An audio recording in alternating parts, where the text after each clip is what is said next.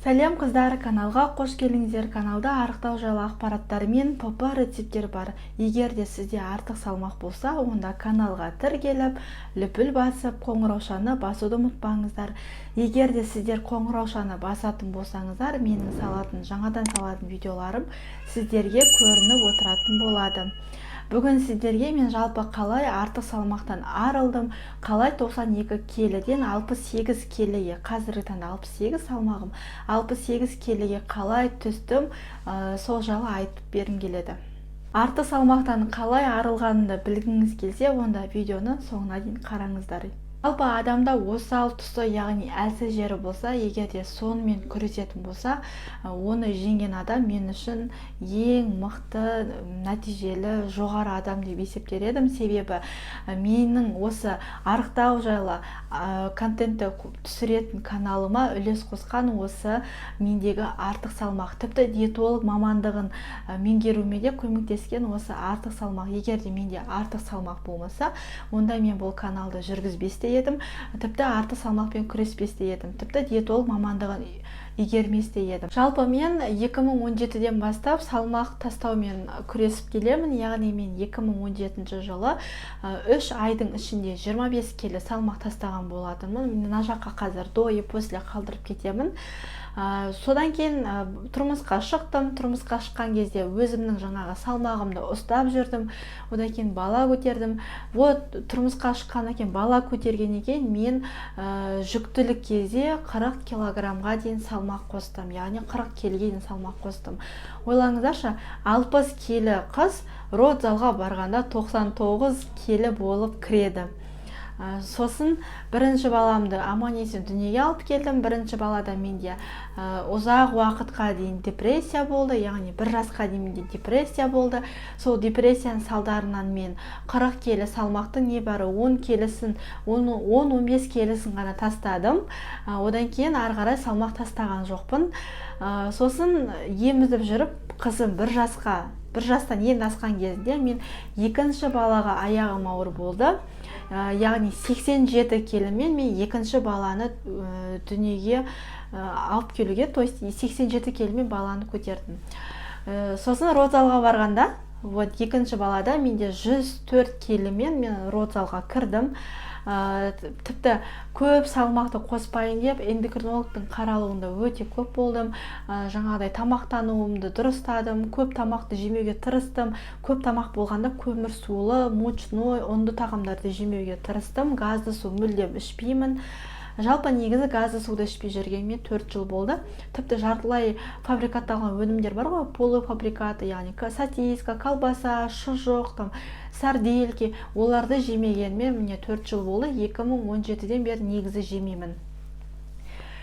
Солай 104 келімен мен родзалға кірдім. Және родзалдан шыққаннан кейін, бала босанып болғаннан кейін үйге қайтатын кезде 92 келімен үйге қайттым.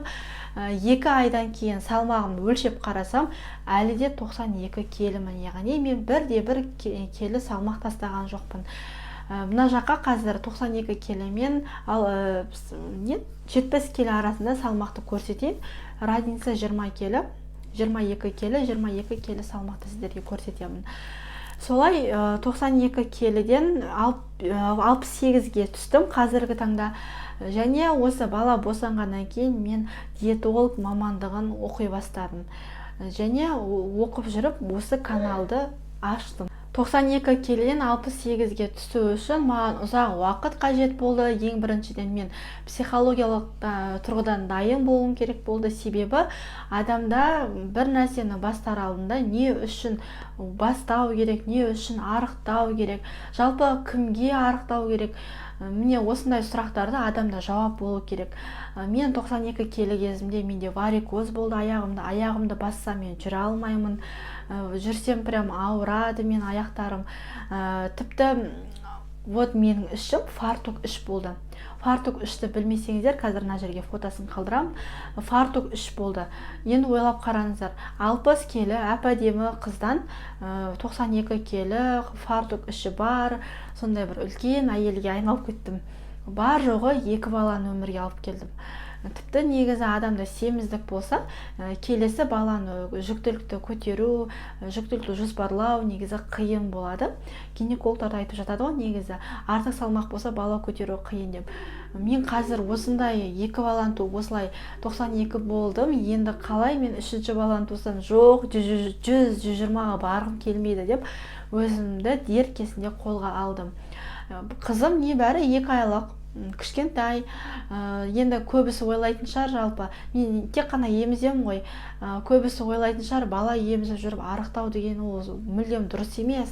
Бала емізіп жүріп арықтайтын болсаң, балаңда омырауда сүт болмайды ғой деген ой болуы мүмкін. Жалпы негізі сол кезде мен диетологияны оқып жүрген кезде мұны ақпаратты естідім, тіпті мамологтардан да естідім.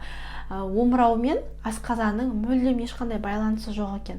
Бізге сүт гормондар арқылы келеді екен, яғни окситоцин гормон арқылы бізге сүт келеді екен. Егер де ана, яғни емізетін ана көңіл күйі жақсы, өзін жақсы сезінетін, ұйқысы қанған болса, онда сүт қара су ішсе де келе береді екен. Және емізетін анада тіпті қарапайым адамдарға қарағанда салмақ тастау мүмкіндігі жоғары болады екен. Содан кейін мен давайте өзіме эксперимент жасайын, мен диетологты неліктен оқып жатырмын деп өзіме эксперимент жасадым.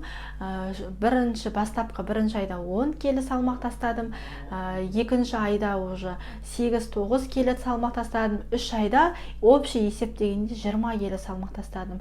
Адам негізі уақыт өте келе салмағы түсуі бәсеңдейді, объем кете бастайды. Содан кейін жаңағыдай 1 айда 1 келі салмақ тастауы ол кейде норма болып қалады екен. Бастапқы кезде бізде артық су, артық тәтті, артық тоз міне денемізден кетеді, яғни ісік барлығы кетеді. Біз ойлаймыз ғой, ой, мен салмақ тастап жатырмын деп. Ол кезде просто жай ғана бізде артық су, артық тоз, артық тәттілер ғана кетеді екен. Одан кейін екінші айда уже объем кішірейе бастайды. Яғни сіз 52-ші размер киетін болсаңыз, 50-ге немесе 48-ге түседі екенсіз. Мен 1 айдан кейін уже 52-ден 48-ге түскен болатынмын. Өйткені көйлектердің барлығы 52-ші размер еді. 48-ші өлшемдегі киімдерді қарасам, уже маған сыйып тұр. 3-ші айда жақсылап объем кете бастады. 20 келі салмақ тастадым ғой өйткені. Бірақ 48-бен тұрдым. Қазір мен 68 келімін. Мен қазіргі таңда 46-шы өлшемдегі көйлектер киемін. 46-44-тің арасында жүрмін қазір. Қазіргі таңда 68 келімін, бірақ 68-бен тоқтап қалмаймын. Маған тағы да 10-15 келідей салмақ тастасам, то есть 58-55-ке барсам, ол маған комфортный болып саналады. Кез келген адамда артық салмақ болса, егер де сіз боди позитивті адам болсаңыз, яғни боди позитив деген жаңағыдай артық салмағын өзіне жаңағыдай комфортно, удобно санайтын адамдарды боди позитив деп атайды. Яғни олар арықтау керек деген ойлары мүлде болмайды ондай. Мен бірақ боди позитив бола алмадым, себебі менде денсаулығымнан жаңағыдай проблема болды. Тіпті мен негізі тәтті құмар адамын, яғни печенье, конфет, торт, шоколад жемесем тұра алмайтын адам едім. Бірақ өзімді тоқтата білдім, уақытында тоқтата білдім. Өйткені менің тісім ауыратын. Тіпті конфет, тәттілерді жесем, жалпы босанған кейін тістеріміз босайды ғой, солай мен тісім ауыратын. Содан кейін мен конфет, тәттілерді жей алмайтынмын. Маған тіпті осы жаңағыдай тәттілерді тоқтатуыма көмектесті. Тісімнің ауырғаны қойды. Яғни конфеттерді жесем, прям тұра алмайтын адам едім. Қазір тіпті конфет, тәттілерді іздемеймін. Өйткені менде себеп бар, не үшін конфет, тәттілерді, яғни шоколадты жемеу керек. Менде определенный себеп бар. Содан кейін психологиялық тұрғыда мен оларды мүлдем жемейтін болдым. Мен арықтау үшін жалпы негізі дұрыс тамақтану әдісін пайдаландым, яғни ПП-ны пайдаландым. 5 мезгіл тамақтандым. Ең бірінші таңғы асым менде, яғни ең бірінші прием пищи менде таңғы сағат 7 мен 9-ға дейінгі аралықта болды.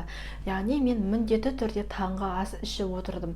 Менің таңғы асым үнемі тойымды, жаңағыдай аштық сезімді білдіртпейтін, осындай сытный, ақуызға бай тағамдар болды.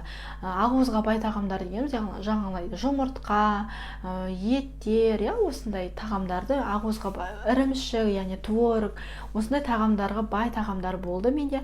Екінші перекус, яғни жүрек жалғау дейді. Жүрек жалғауда менде көп жағдайда пайдалы майлар болды.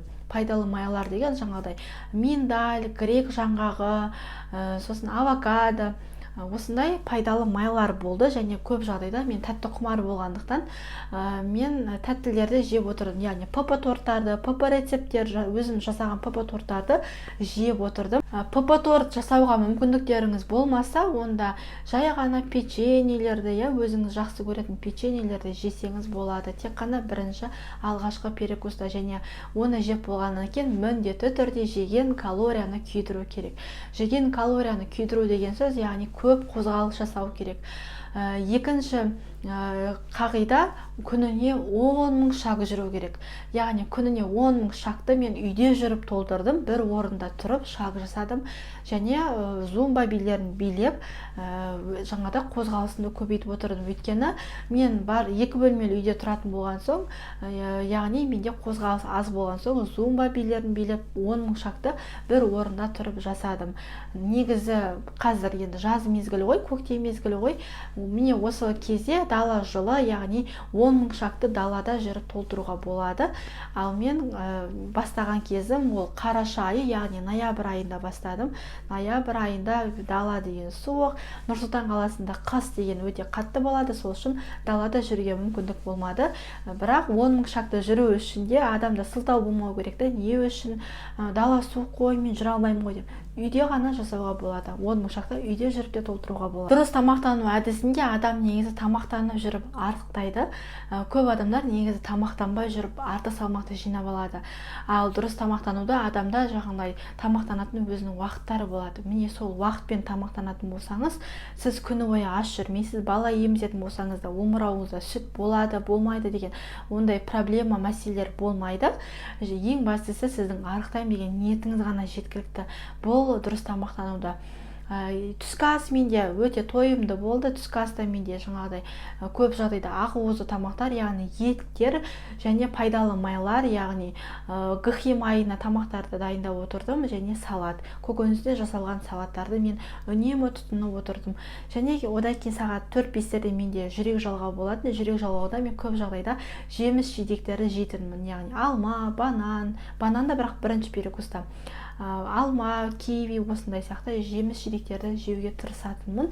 Сағат 7-8-де менде уже кешкі ас болатын. Кешкі асқа менде көп жағдайда ақуыздан құралған тағаммен және салаттар болатын, яғни көкөністен жасалған салаттар. Міндетті түрде салаттар болатын. Және мен өзім салмағыма сәйкес 30 миллиграмды көбейтіп, су нормамды орындап отыратынмын. Суды сағат 7-ге дейін ғана ішетінмін. 7-ден кейін суды ішпейтін болдым. Өйткені 7-ден кейін су ішетін болсақ, жаңағыдай бізде отек пайда болуы мүмкін ертесіне. Сол үшін мен суды барынша қазірде 7-ге дейін ғана ішемін. Жалпы қыздар, дұрыс тамақтанғыларыңыз келсе, арықтағыларыңыз келсе, қазірден қолға алсаңыздар болады. Міне дәл осылай мен өзім арықтағаннан соң, қазіргі таңда диетолог мамандығын меңгергеннен кейін арықтау марафондарын жүргізіп жатырмын. Арықтау марафонда менде қыздар, Аллаға шүкір, қазір ең кем дегенде 5 келіден 10, 12, 15 келіге салмақ тастап жатқан қыздар бар. Дәл менің тәсіліммен оларды салмақ тастап жатыр. Егер сізде салмақ тастағыңыз келсе, арықтау проблемаңыз болса, онда дәл қазір YouTube каналға тіркеліп алыңыз, және де мен өзімнің сіздің марафоныма шақырамын, яғни өзімнің марафоныма шақырамын. Сіздермен болған құрметпен мен Айнагүл Жаманбай. Келесі видеода жолыққанша ақпарат пайдалы болды деген ойдамын.